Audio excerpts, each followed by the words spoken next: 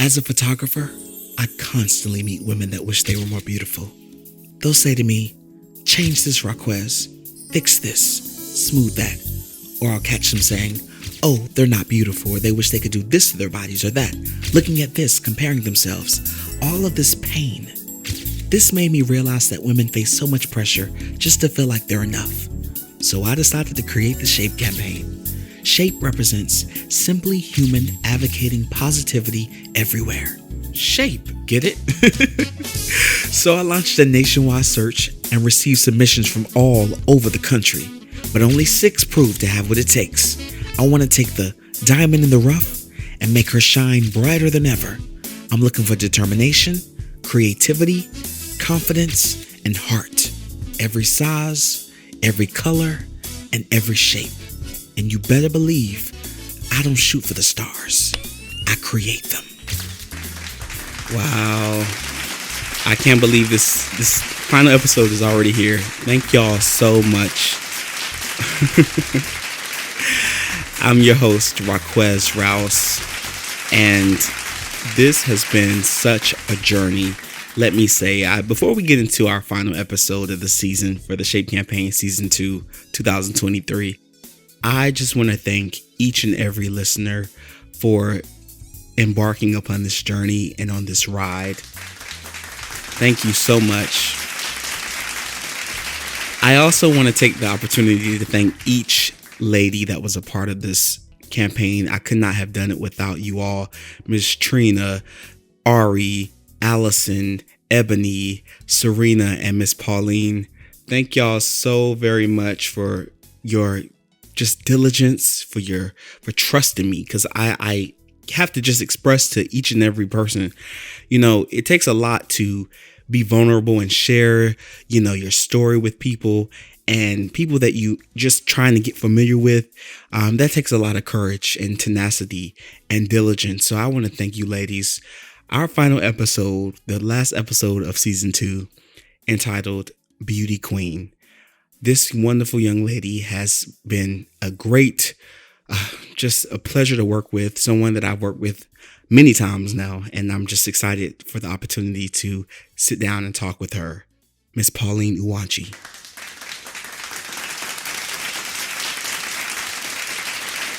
Miss North Carolina, full figure. I'm still saying it wrong.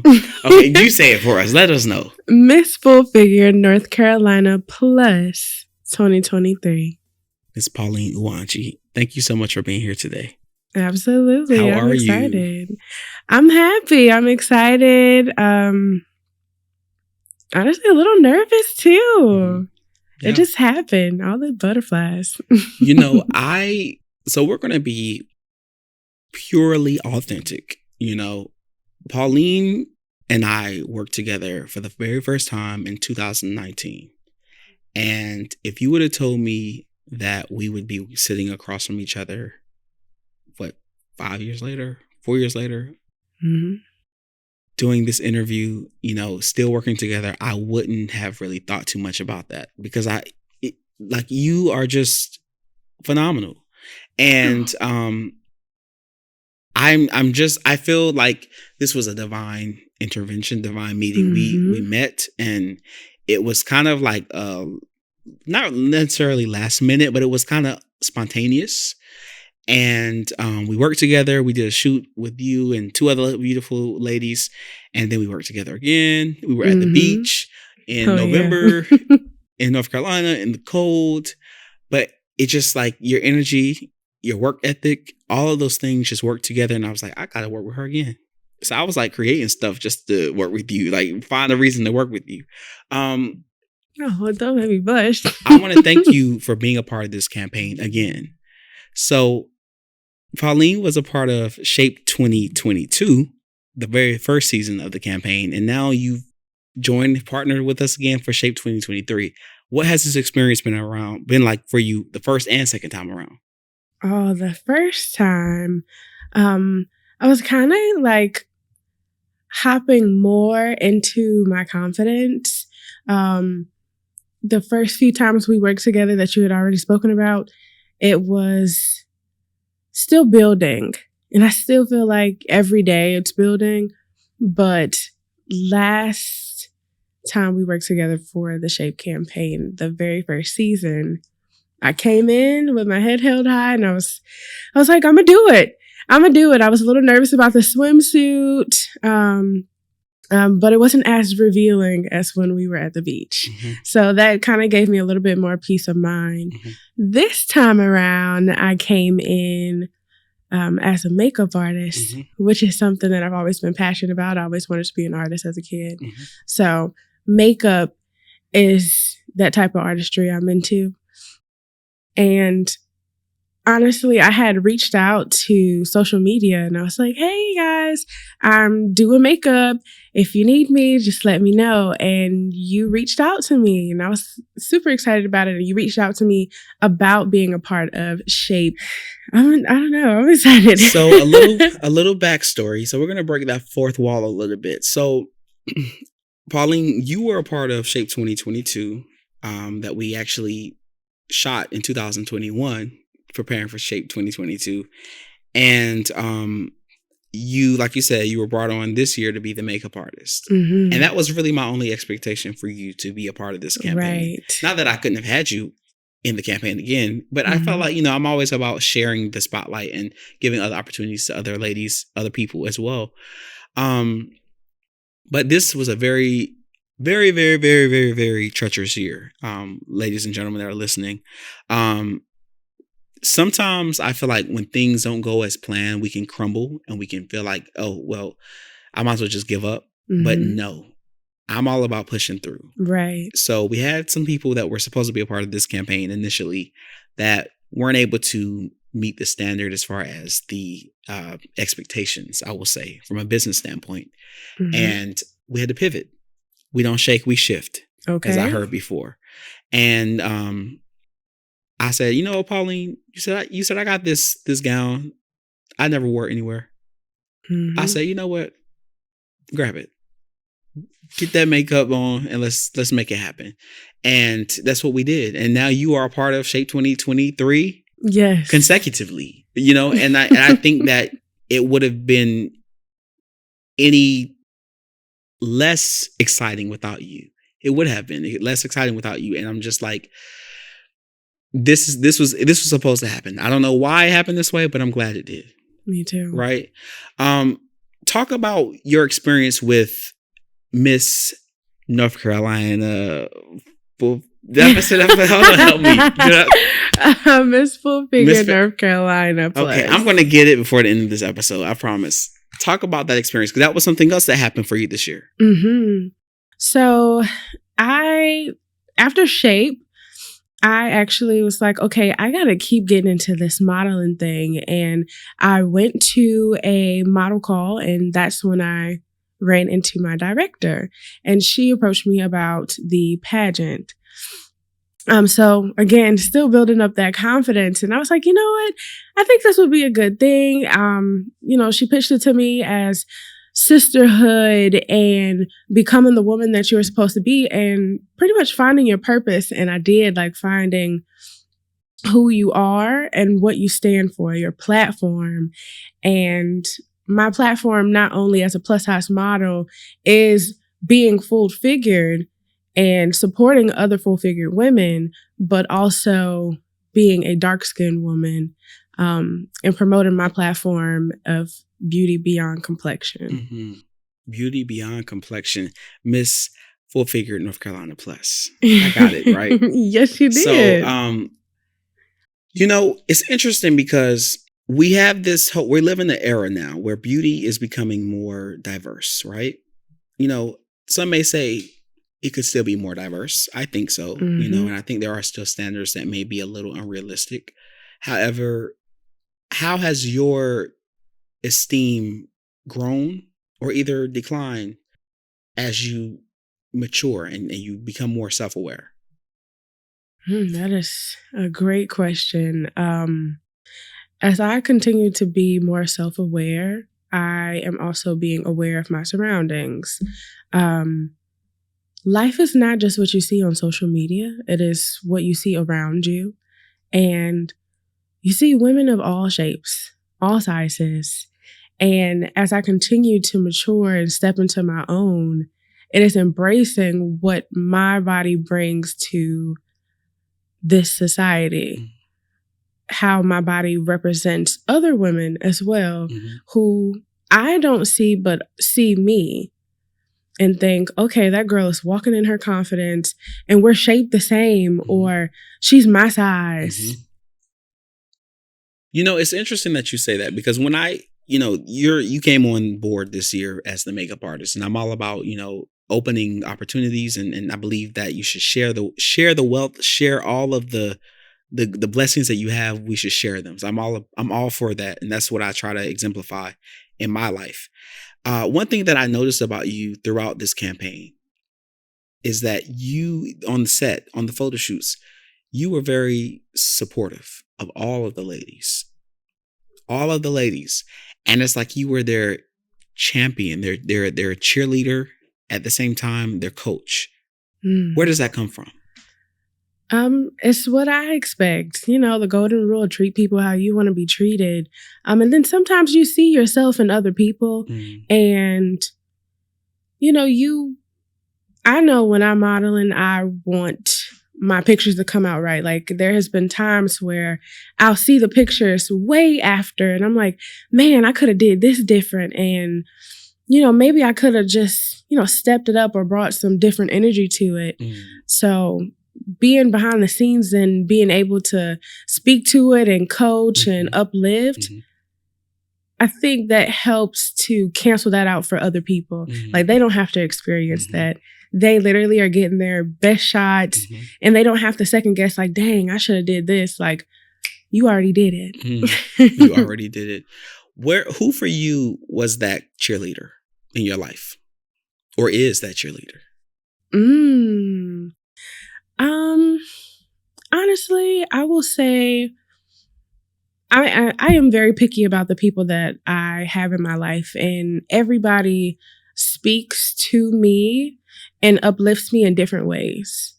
'Cause I am my hardest critic. So I will tell myself, you could have been better. You can do it this way. You should have done it that way. Next time, let's do it this more elegantly or with more passion. But I would say, like, my family, the people that are around me, that surround me, and not just like blood family, but like friends that have turned into family, like, they uplift and they speak life into me. So those people. Yeah. And you being in a industry, Miss North Carolina, Miss Full Figure North Carolina Plus. Okay. You being a part of that, right? You're surrounded by beautiful women. And then there are the expectations that are put on you to uphold a standard. And then you still have to live your life, and you still have to learn how to navigate and traverse through your own challenges, right? Right. So does that make you feel a sense of pressure to live up to those expectations? Oh, absolutely. Absolutely. But I've always heard the saying, pressure makes diamonds.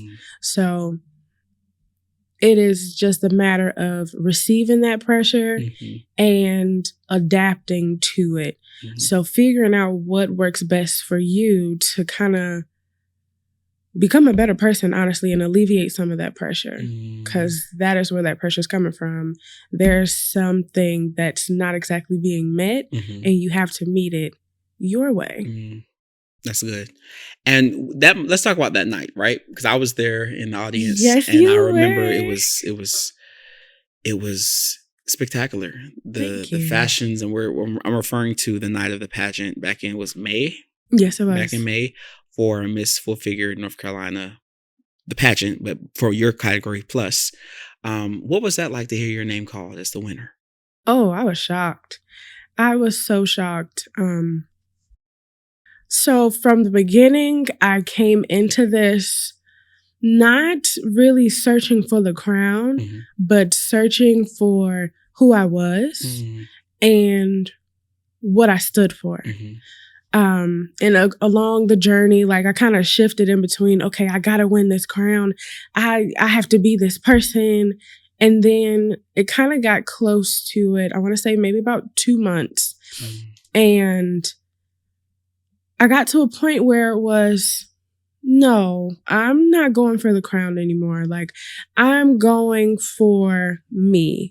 I'm going to complete something. I am going to find out who I am. I'm going to find my purpose. I'm going to represent for my platform again, for full-figured women. It became less about the crown and more about myself, my life, and how I'm inspiring and I guess like being perceived, but mainly inspiring. You know, I remember you. That's good. I remember you telling me a while back that you feel behind or that you don't feel that you are where you want to be in life. Talk about that. So, I started out wanting, obviously I wanted to be an artist as a child. And as I continued to grow. Like a music artist? No, actually I draw. Oh, okay. Well, I paint more so, and I can draw, but the patience. But that's what I started out as wanting to do. That's where my passion was. And it always shifted. And it kind of was like, okay, now I want to be a teacher and I'm going to go to school to be a teacher. And it was like, no, actually, I don't think I want to do this. And it was finding out, what is it that I like? And it took a while.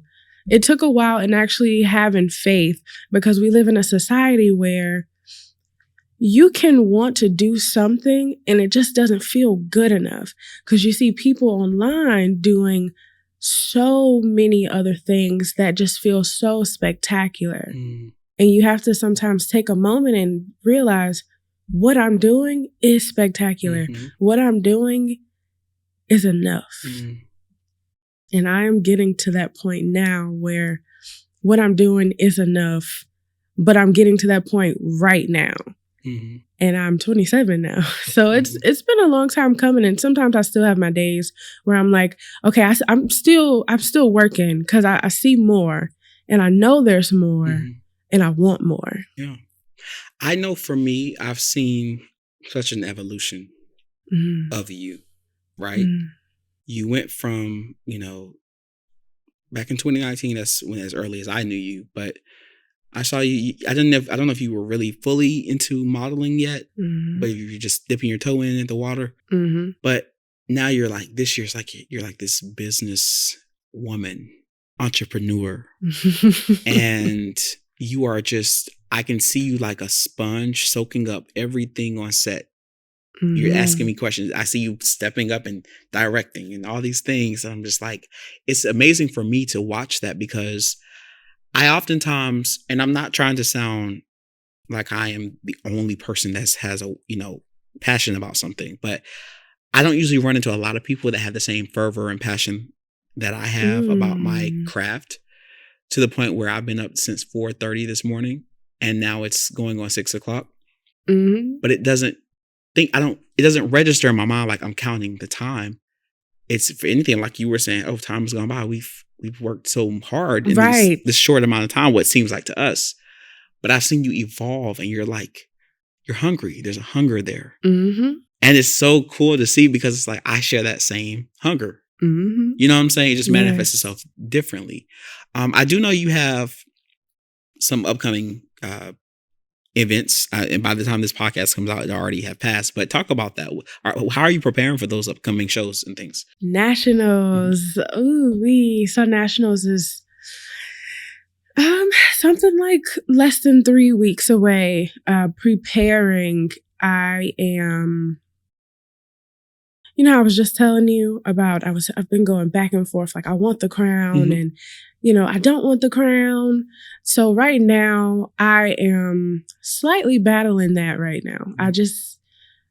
I want to be in that headspace, and I know I'm going to get there, because I have been praying daily to get to that headspace of humility.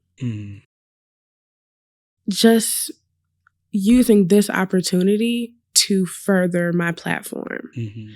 in a way that best suits me. Mm-hmm. I'm not a huge social media person, but I know that national pageant, it's not just in North Carolina. It's not secluded to just North Carolina. Like, there are people coming from at least 11 other states that will be there to hear the message.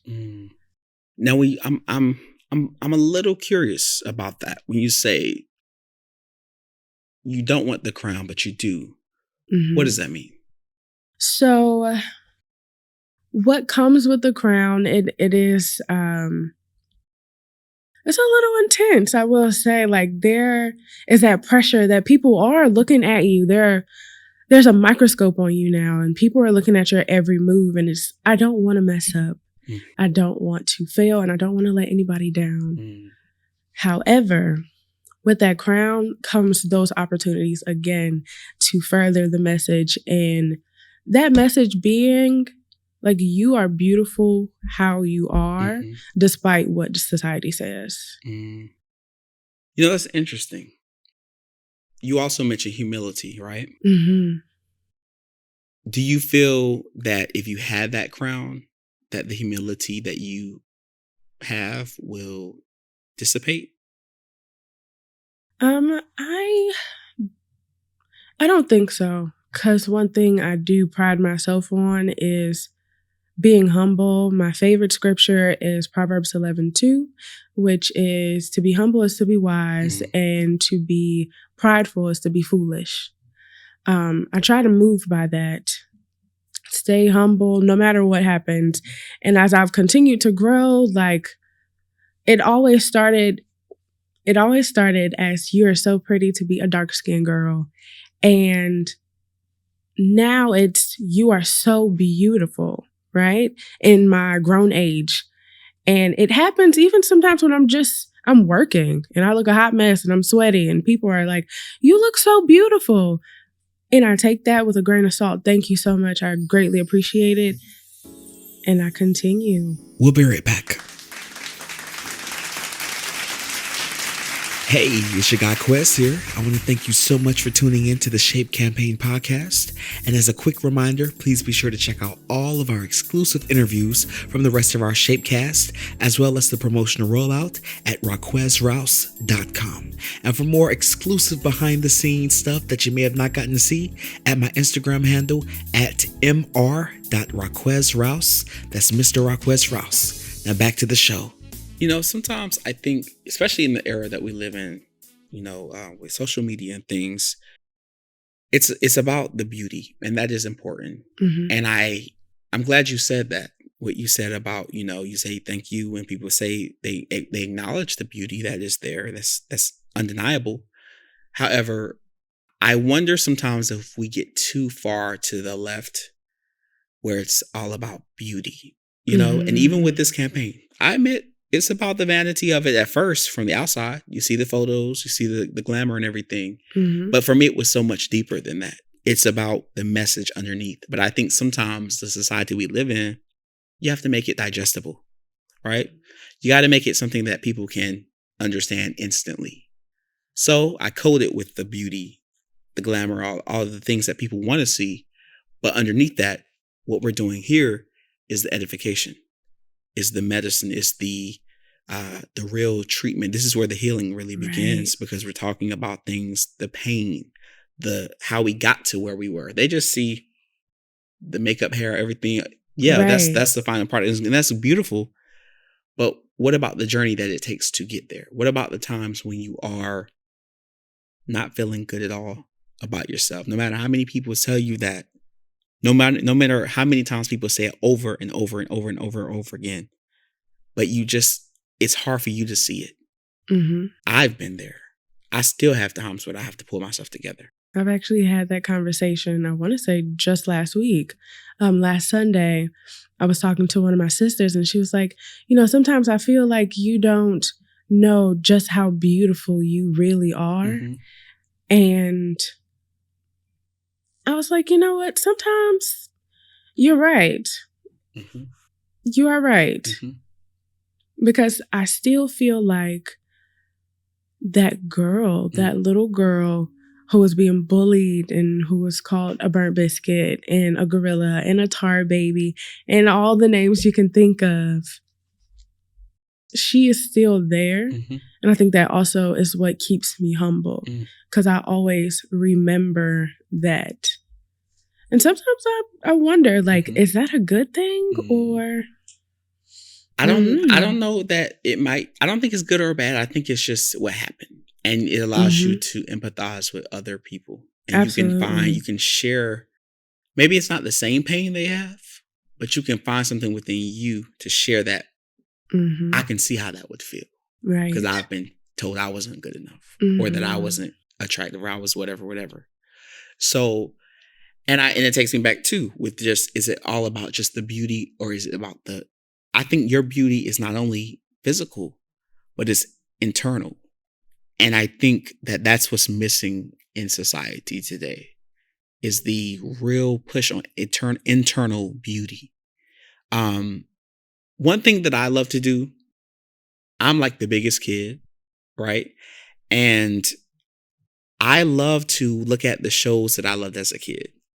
And I remember, for those that are 90s babies, early 2000s babies, Courage the Cowardly Dog. Do you remember that show? And there was an episode, it's called The Hunchback of Nowhere. And I remember this guy, he was homeless, and he was going from door to door asking for a place to stay for the night. It was raining.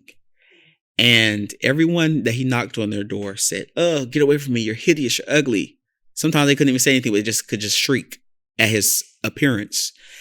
And at the very end of the episode, and I could still tear up just thinking about it. I actually saved it as one of my favorite clips on YouTube. The guy, Courage, and his family, his mom or grandmother, however you want to describe her, Muriel, they took him in and they treated him well. They fed him, they let him stay out in the barn or whatever, because her husband wasn't letting him stay in the house. But at the very end of that episode, he was like, "Thank you so much for your kindness. I hope I find more people like you out there." And I, even now thinking about it, I can tear up, because it's like that kindness factor is so, that's the recipe for beauty, in my opinion. That heart. What does the heart look like? Because that transcends to the outer.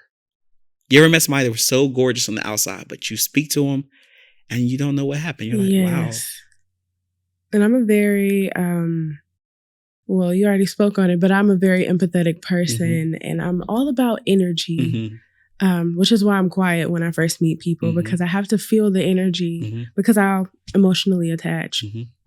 But there has been times where I will say, "Oh my goodness, girl, you are beautiful," like going to model calls and photo shoots, like, "Girl, you are gorgeous." And it is, thank you. And it's snobby, and it's, that was a genuine compliment. Like, I didn't have to say anything, but you're very beautiful, and I want you to know. This might be unpopular, what I'm about to say. There was a time in my life where I didn't like compliments. And I look back at that time, I don't think it was healthy, but I think my thought process behind it was pure. I just don't think the way I went about it was the healthiest. And it was to the point where, because I felt like I couldn't take credit for something I didn't do, right? We look the way we look, not because we sat down and painted ourselves. God made us the way we look, and we should be thankful for that and be appreciative. Don't get me wrong. But is it enough to say, I did this? Now, if you work out and stuff, yeah, you put the work in, but your eyes and your bone structure, you didn't do anything to get that. That's what you were blessed with. So what are you really being proud for? I mean, you should love yourself and appreciate it, but should you really take ownership of something you didn't create? How do you feel about that? I feel it's kind of like someone says, "Girl, I love that shirt you have on." And you didn't make the shirt. You just bought it. But you still say, "Thank you." Yeah. Because I didn't have to. So it's kind of, it's a courtesy thing. It's, I think of it kind of like a a hug with words, a compliment, because it's not something that anybody had to do, but they did. They did, yeah. And usually it's out of kindness. Out of kindness. I respect that. That's a good way to look at it. That is. What do you want women, people who listen to this podcast, to this episode, or people that see this campaign, to see the previous campaign that you were part of, what do you want them to gain? What would I want them to gain? Confidence in themselves. Just seeing that variety, especially this season. Like, there are so many different variations between the women. Someone's like, I want to say she was like 6 foot, slender. And then you have someone else who's a petite. Oh, everybody looks so beautiful. And they're all different. So it allows someone to see themselves in one of these ladies. And even if they don't see it in the second season, they see it in the first season. Yeah. You can identify. You can identify, and the more we keep going on, we'll keep diversifying it up. So more people can feel beautiful, more women can feel represented. Right. And that's what my heart is. Any last things that you want the world, the listeners, to know about Pauline Uwandji, Miss Full Figure North Carolina Plus? You did that. Just something I would want anyone to know when they meet me, just what I stand for. And that is finding the beauty of who you are and what you bring, regardless of your complexion. Beautiful beyond complexion, beautiful beyond size. Be beautiful. And I say beautiful because I'm replacing the you with a Y-O-U. Because there's beauty in you. There is beauty in you. Thank you so much for being a part of the Shape Campaign 2023 and 2022. And thank you, listeners, so much for your time. And we'll see you later. Take care. See you later.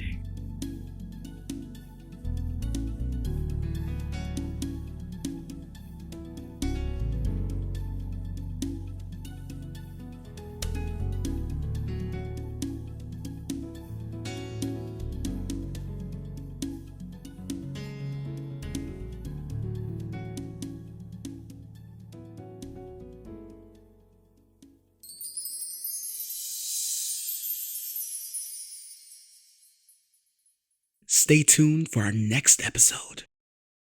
Shape.